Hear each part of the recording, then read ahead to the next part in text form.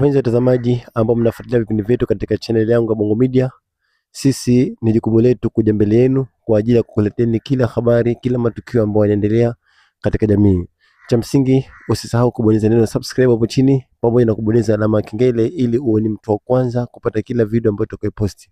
Bongo Media ni channel ambayo imekuja kwa ajili ya kukuletea wewe matukio mbalimbali na habari mbalimbali. Kwa support yenu muhimu sana. Bonyeza neno subscribe kisha bonyeza na alama ya kengele ili uwe ni mtu wa kwanza kupata kila video ambayo tutakayoposti. Leo bado nipo na kijana wetu Muhammad na kuna mengi sana ambayo yanakuja hapo mbele na mtafaidika nyote kwa uwezo wa Mwenyezi Mungu Subhanahu wa Ta'ala. Habari yako kijana? Safi, mambo vipi? Safi, habari za siku? Habari mzuri, habari za kwako? Salama, upo? Nipo. Naona ngara mzee. Mambo tu, maisha siri. Maisha siri sio? Naam. Kitambi kinakuja hicho.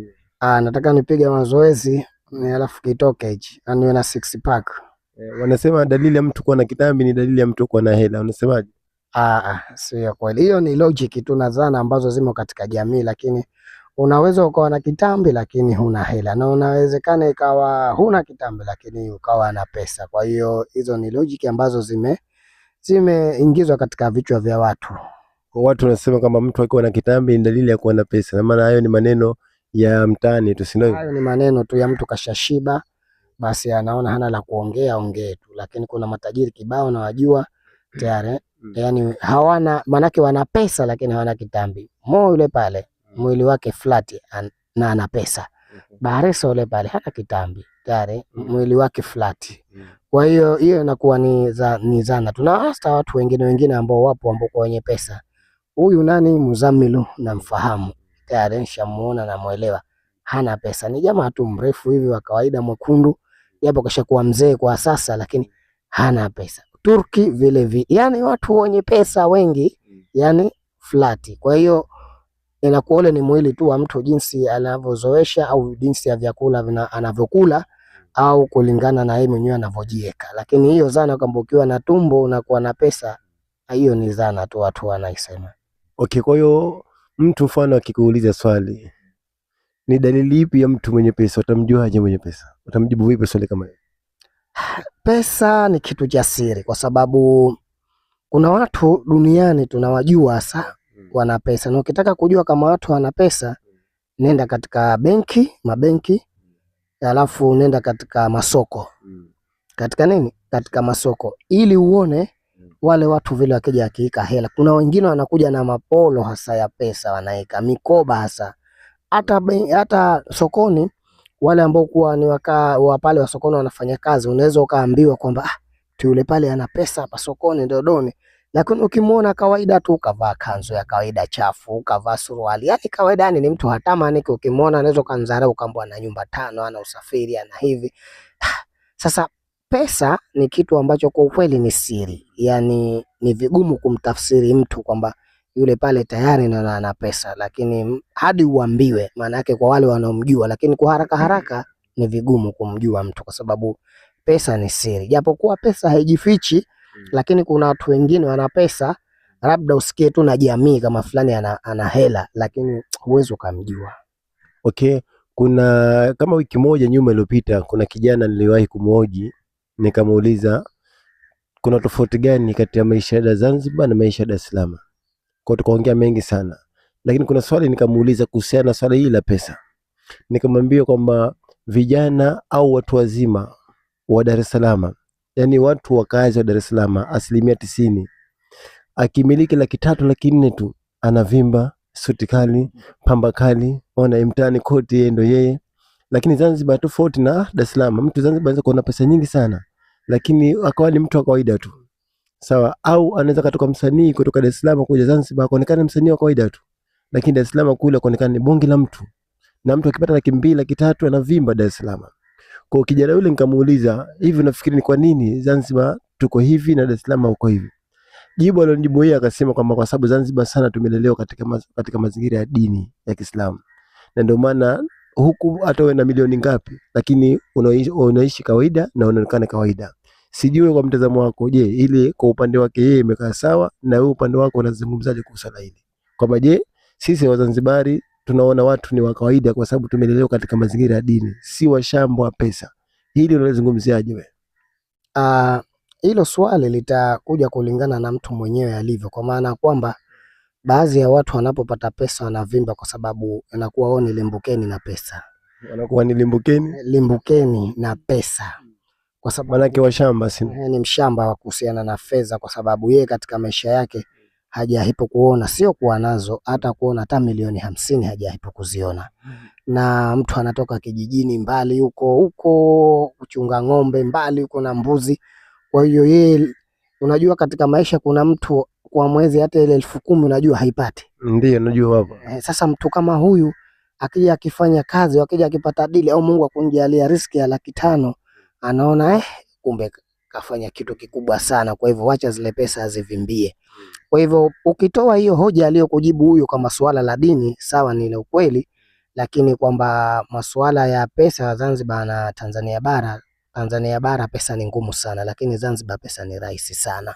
Kwa hivyo ni kitu cha kawaida tu mtu kumiliki nyumba, kumiliki gari, tayari kumiliki pesa ni kitu cha kawaida, kwa sababu hata utawaona watu ambao wanamiliki majumba na magari ni watu tu wanavaa fulana zao na misuri yao, wanacheza bao asubuhi. Wale ndio maduni wa Zanzibar. Wale unaona na gari nyingi na kuwa ni gari za kutumwa na kuwa sio za kwao. Kwa hiyo ni kweli kwanza dini, lakini ulimbukeni wa ile kwamba mtu hajahipo kupata pesa cha kiwango fulani tayari katika mazingira kule alikotokea na kule alikolelewa na ile familia yake jinsi ilivyo. Lakini hapa Zanzibar pesa ni kitu cha kawaida tu tayari, japokuwa matumizi yako juu tayari. Kule bara matumizi yako chini sana, kwa sababu ni bara ni kubwa na alafu watu wanalima sana, tofauti na Zanzibar watu wengi hawalimi, ndio maana vitu viko juu. Lakini kulingana na mambo hayo ni mtazamo. Jambo la tatu ni mtazamo wa mtu, vile alivyochukulia ile milioni aliyoipata au 500,000 au milioni 10, jinsi vile alivyochukua. Kuna mtu anaona ni kitu kikubwa sana kiasi kwamba hajapata hapo katika maisha yake kupata milioni 5, milioni 10, milioni 6, kwa hivyo anavimba kweli. Lakini mtu mwingine kutokana na mazingira aliyolelewa, au hata kama mazingira aliyolelewa sio mazingira ya pesa, yeye mwenyewe kama mwenyewe mishemishe zake pesa anaingiza, kwa hivyo kile unaona kitu cha kawaida. Kwa sababu kuna jamaa nikutana naye, jamaa fulani hivi sehemu fulani anajenga nyumba, yani milioni 40 nyumba haijamaliza bado, na anakuambia bado hapa nataka, ananionyesha hiyo hapo, yani imeezekwa tu bado palasta na mambo mengine na ataipiga tiles yote.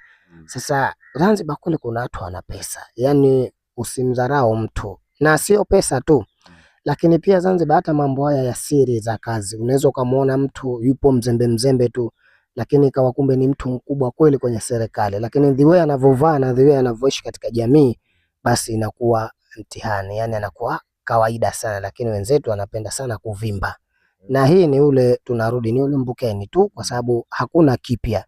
Ukiwa na pesa wewe bado ni kwamba ni kopi, watu washakuwa na pesa zamani. Ukiwa mzuri watu washakuwa wazuri zamani. Ukiwa handsome boy watu washakuwa handsome boy zamani. Ukiwa mcha Mungu watu washakuwa wacha Mungu, washasifiwa kwenye Qur'ani na vitabu vilivyopita. Ukiwa mvumilivu, yani duniani vyovyote utakavyokuwa wewe ni kopi tu, kwa sababu wako waliopita waliokutangulia kabla yako wewe. Okay, sawa, nafikiri wameelewa watazamaji kule. Una lipi la kuambia watu ambao ni walimbukini wa pesa, wakipata pesa kidogo tu wanavimba? Una lipi la kuambia watu? La kuambia kwamba vijana tupunguze ushamba na ulimbukeni, kwa sababu mtu katoka katika familia ya kimaskini akipata milioni 5 tu anajiona kavimba. Tusiwe na dharau, kwa sababu pesa ni vitu vya kawaida tu katika maisha. Unaipata leo, kesho haipo. Hususan Zanzibar wana matumizi yako juu, manake tofauti na kule Tanzania bara.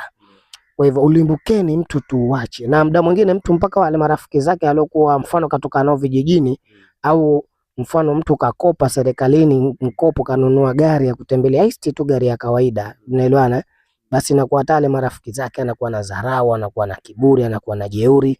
Mimi binafsi nao matajiri ambao walikuwa mimi ni mabosi wangu, lakini sasa hizi wanalima vijijini na wajua. Sasa haina shida kuwataja kwa sababu sio vizuri, tuko katika media, lakini pale Kariakoo wao ndio walikuwa wakipigiwa saluti. Nafikiri Tanzania hii hakuna mji wenye matajiri kama Kariakoo.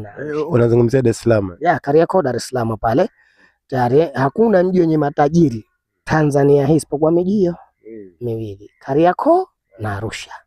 Tunaelewana, miji hii Tanzania ndio yenye matajiri wengi na matajiri wakubwa wanaosifikana. Kwa hiyo ni mabosi zangu tayari walikuwa wakijidai sana wakati wana pesa, wakitutuma sana, lakini ndo hatuna fedha. Mtu kumpa 10,000 waona basi mtoto wa kimaskini unaichukua, tunaelewana. Lakini leo wako wapi? Leo wako wapi? Tayari wanafanya nini? Leo wanalima huko vijijini. Lakini pia pesa ina siri, kwa sababu kuna watu wanamiliki pesa, lakini zile pesa ni pesa za ushirikina, kama hao baadhi wa matajiri zangu ambao kwamba walikuwa ni mabosi wangu. Tayari ile pesa ni za ushirikina. Sasa ushirikina inakuwa una sharti wakati wa kupata zile fedha. Tayari tunamwona na bunge la Hirinzi hapa. Tayari kumbe ana mambo yake. Sawa, anaingiza pesa lakini kwa njia ya ushirikina.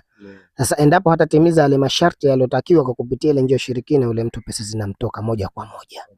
Kwa hivyo yule mtu aliyekabidhiwa mfano yale mashetani katika familia, akimkera tu yale mashetani anatia uvumba, pamepita, hana tena kitu. Kwa hiyo vijana watumie njia sahihi kwanza za kutafuta pesa, wafanye kazi, wahangaike. Usitake pesa za mtelezo, wala usitake mwanaume ukalialia tu maisha magumu wakati hutaki kufanya kazi. Tunaelewana? Utakuja geuka upande wa pili. Wewe kama hutaki kufanya kazi, unataka maisha mazuri, maisha magumu. Mimi kwanza siamini kama maisha magumu, kwa sababu watu wote wanaosema maisha magumu ni wale watu waliokuwa hataki kufanya kazi na kujishughulisha. Maana yake sisemi kwamba yani kazi ya serikali au kazi ya private, yani binafsi. Issue ni kujituma ukapata pesa ukafanya mambo yako. Siangalii serikali wala private. Wanasema sifanya kazi asili. Sifanya kazi asili, kwa sababu atakula nini na hafanyi kazi. Kwa hiyo jamii inatakiwa ijitume ili kutafuta pesa. Na hizo pesa ukishazipata, sio mtaani unadharau wenzako, unawakejeli, tayari unawatukana, sio jambo zuri. Lakini pesa zikishaisha unarudi huko kwenye jamii. Ukirudi watu hawana mpango nawe, kwa sababu ulipopata fedha ulijiona kama ndo hazimalizi. Huo ndo wasia wangu. Okay, nashukuru sana kwa wasia wako, na nafikiri vijana, watu wazima, wazee, wanawake, wanaume, jamii nzima nafikiri imeelewa kile unachokizungumza.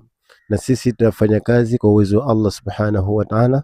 Cha msingi ndugu yangu mtazamaji, usisahau kusubscribe katika channel yangu ya YouTube ya Bongo Media, ili uwe ni mtu wa kwanza kupata kila kipindi ambacho tutakuwa kiposti. Kuna mengi yanakuja na vizuri vinakuja. Nasema wenyewe katika wahenga, vizuri vajiuza, vibaya wajitembeza. Bila shaka sisi chetu hizi ni kizuri. Bongo Media ndio kila kitu, na kuna mambo mengi tunaleta katika hii Bongo Media. Cha msingi bonyeza neno subscribe chini, kisha bonyeza na alama kengele, ili uwe ni mtu wa kwanza kabisa kupata kila kipindi na kila episode itakayotoka katika channel yetu ya YouTube. Tukutane tena katika vipindi vinavyokuja next time.